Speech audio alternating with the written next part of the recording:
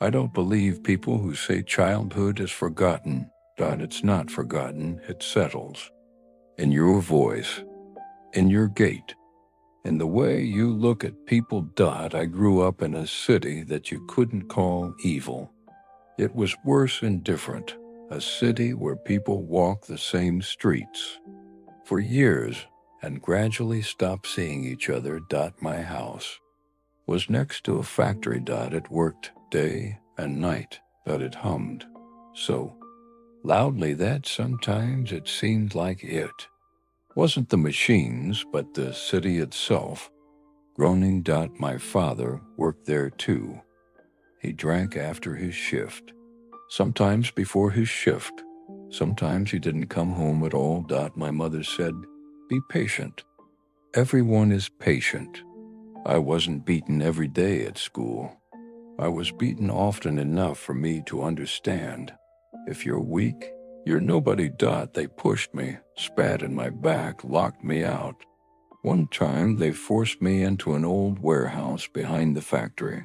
The door was locked. There was no light. I sat there and listened to the laughter outside. I realized something else then. If the city decides to break you, it won't stop. I left when I turned 18. Without plans, without hopes. Only with the clear knowledge. There was no going back. The big city wasn't waiting for me. It simply didn't notice. And that was better than being noticed there. I worked wherever they'd hire. Loader, archivist, assistant. I studied at night. I slept in fits and starts. I hated weakness, especially in myself. Eventually, I found myself in a place where paperwork decides everything. Reports, inspections, conclusions.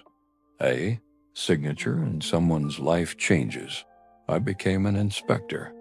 For those who come to a place where everyone is accustomed to the idea that good enough will do. Was good at it. Too good. Sometimes. I dreamed of the factory. That very same one. And I always woke up thinking it was still standing. The assignment came suddenly. An inspection of an industrial facility in my hometown. I stared at the name for a long time. Then I said, I'll go. When I stepped out onto the platform, it became clear to me the city was waiting for me. Not cheerfully, not welcoming light. It simply wouldn't let go. The factory stood in the same place, rusty, tired. Like an old beast that should have been finished off long ago. But everyone was afraid.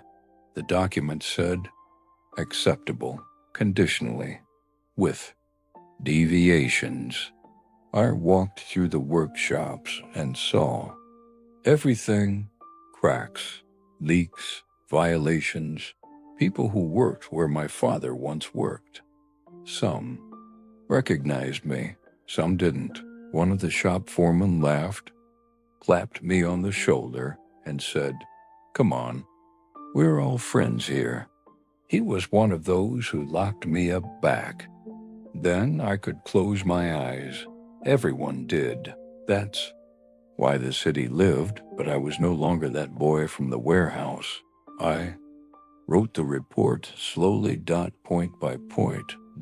Without emotion. Without unnecessary words. Threat to life. Immediate cessation of work.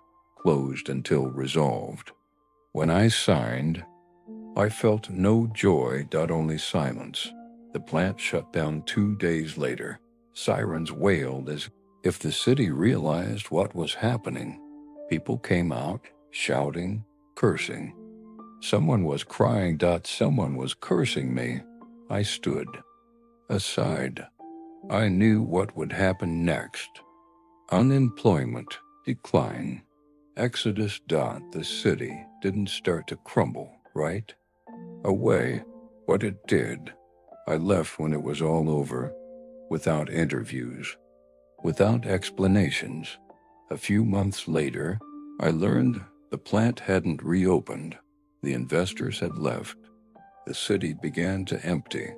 I often wonder, was this revenge? I deprived people of their jobs, but the city deprived me of my childhood. Did everything according to the law, but the law is just a tool. Sometimes I dream of that boy. He sits in the dark, listening to the laughter behind the wall. I go up to him and say, "They're not laughing anymore." He looks at me and asks, "Do you feel better now?" I don't know the answer. I only know one thing. Some cities need to be left without a future so that they don't break anyone else.